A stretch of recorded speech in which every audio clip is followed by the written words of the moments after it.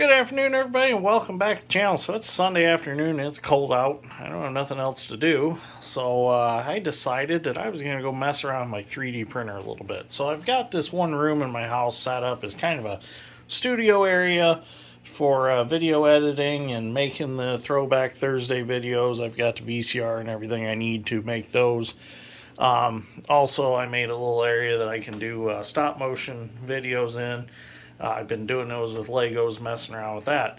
But anyways, what I want to do this afternoon is I got my 3D printer out and I got it running again. I got everything updated. I bought this like 6 years ago when 3D printing was starting to become a big thing. And I kind of haven't messed with it in quite a while. So the other night I got it out, started playing with it, and I realized that there was a file on the one website for 3D printing that was a file for a John Deere hit and miss engine. I thought, how cool would it be to have a model of a hit and miss engine 3D printed? So I made a couple of the small versions of it, like this one right here. I'm like, let's see how big we can go with that. So I've taken it and I've upsized it. So I'm going to start printing it, and we're going to see it along the way and see what it ends up being. I think it's going to be really cool. So let's get started. I've got green filament in the printer already, so let's see what happens. So we're starting our printing process right now. It's sliced the object, and now we're going to hit print. So there's a view of what it's going to look like with all the supports and things, because all this that's out in midair has to have supports put under it so that the hot plastic doesn't just droop down.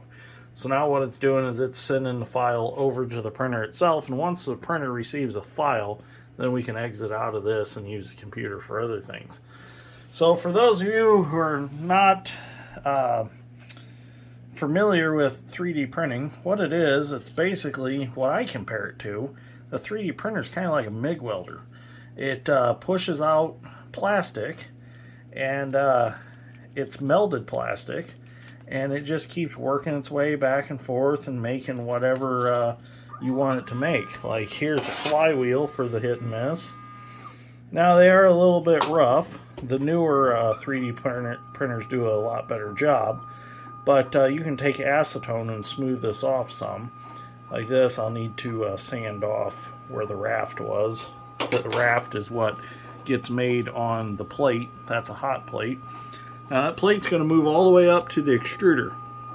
The extruder stays up in the top of the printer and moves back and forth and prints your object. And as it moves back and forth and puts layers on, the table slowly drops down. It's pretty cool how it all works. So once it gets started, I'll get some video of it starting its first part of the print. Well, here we go. We're starting our first layer. So it's going to lay down the raft that the hit and miss engine is going to be built on. And this also allows us to peel it off the hot plate a little easier. But as you can see, it's just squirting it out.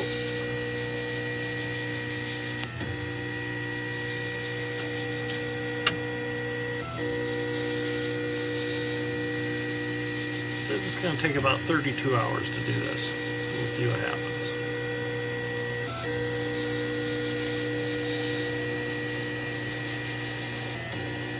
Oh, now it's down to 22 hours.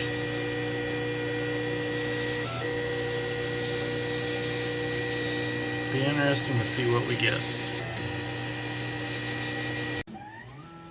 Well, we're approximately an hour and 30 minutes into our print, and that's what we got so far. It's printing the supports for the end of the cylinder. It's got part of the base done.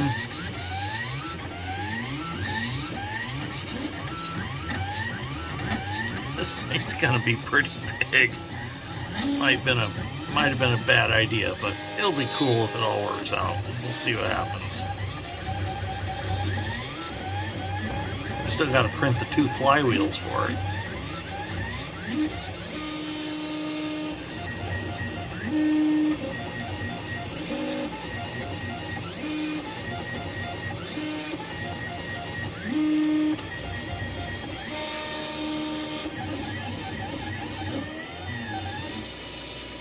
amazing how this thing works.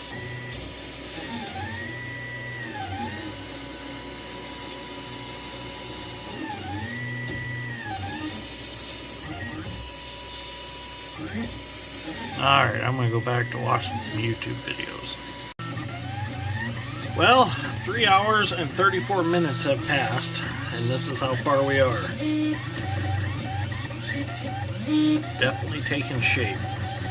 We've started on the cylinder, so a lot of that's going to get chipped off. I mean, it doesn't look like much now, but when it's all done, I'll chip off all those supports, and you'll definitely see the hit and miss motor block.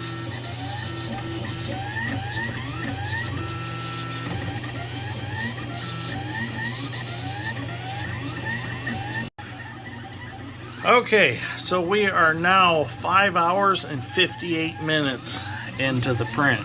You can see what we got. There's the exhaust right there. So it is partway up the cylinder.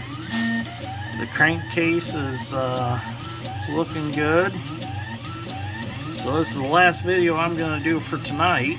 Our next video, it'll be completely done because I'm going to go to bed for the night. So I'm going to let this run all night by itself. Well, it says it's got estimated 4 hours and 22 minutes left. So I'm not going to stay up and watch it. It'll be just fine.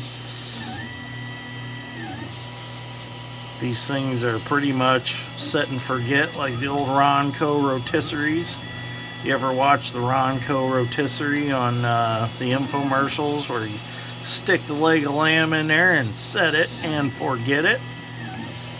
I remember as a kid watching them. I can't wait to get this thing done. Chip off all the supports. It's going to be really cool. Then I got to figure out the flywheels and the base for it. I'm excited about this one. This is the largest thing I have ever 3D printed. So this is a whole new ball game for me. A lot of you 3D printer guys are probably going to laugh at me, but this is definitely the biggest thing I've done yet. This was the greatest idea ever, getting this thing out again and playing with it. You can actually see the shaft, where the shaft goes through for the crankshaft, basically, if it was a real motor. But you put a shaft through there to put the 2 flywheels on. Alright, we'll check her out in the morning. Well, this is what I woke up to at 2 o'clock in the morning last night. The light flashing, a ball of plastic on top of the model that we were printing, and my 3D printer saying that it's got a issue. So I have to see the website to correct the issue. I think I see the issue. The little idler pulley was broke out. This chunk of plastic right here was broke out. The model was all messed up. So this morning I popped it off of the base plate here, and when I popped it off of there, I shattered the glass in the base plate. So let me shut this off so we don't have to hear it. Where's the switch? There it is. So after I popped the model off, I wanted to look it over, and as you can see, it was doing really good. You see the glass still stuck to the bottom of it. So my printer's broke. I'm not sure what to do. I spent all day when I had some free time throughout the day looking for parts. I can't come up with parts for it. So I'm thinking about just ordering me a new printer. But as you can see, what it was doing was pretty darn cool. Except that I didn't like how it wasn't melding some of the layers together perfectly. As you can see right there, we have one that's popped quite a ways apart. We've got some here. So I don't know, but this hit and miss engine was going to be really cool if it would have finished its print.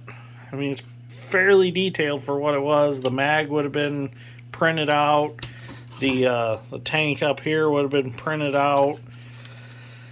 Oh well, so I'm going to need to get me a new 3D printer, which they have come down a lot in price, as I found out today. Something similar to this is now only like $300. I think when I bought this one, it was like $650 or $700. So I'm not sure if I'm going to go back with another XYZ Da Vinci like this one, or I'm going to go with one of the open ones that aren't in a cabinet. I kind of wish this wasn't in a cabinet so I could look at all the way around it while it's printing. So, or I'm going to keep searching for parts. Surely there's got to be parts, because I need whatever goes with this little idler deal in the plastic that holds that in. I'm not sure exactly what happened, to be honest with you. The new printer, if I do get a new one, they make what's called the Beagle. It's a little camera, a little Wi-Fi camera, so you can actually turn it on, and while it's printing, it's videoing. So that way, if something does happen, you can review the camera and see what happened. Or if you're not home, you can get on your phone, and the camera will also shut the printer off. So if you see an issue, you can tell the camera to shut the printer off. So I thought that was pretty cool. It's kind of like one of those Ring doorbell deals. But this was the wad of plastic that was on top of it. And I'm just not sure what happened. Everything went crazy. Maybe it started printing the magneto and got all messed up. Who knows? But a lot of wasted film in here. But oh well. We live and we learn. Embrace the suck and go on. So these are pretty tough, though. Well, I broke the rest of the hot plate off. So, anyways, thank you for watching. Greatly appreciate it. Sorry that this video ended in failure, but I wanted to show you what I did end up with. It's pretty cool what we did end up with. So, I do have some small ones. So this is what it should have looked like if it would have finished out. That's a small one that I made. And then a couple flywheels here. And I've made some other cool stuff with the printer. But anyways, thank you for watching. We'll see y'all in the next one. Maybe the next one will have a new printer. We'll see what happens. Or they do make the new liquid resin printers now, and those are pretty cool because the table actually goes down into resin, and then as it comes up, the model is under it, and it's all nice and smooth. It's not like all layered like this, so you can paint it and stuff. Pretty cool. So we'll see what happens. Thanks for watching.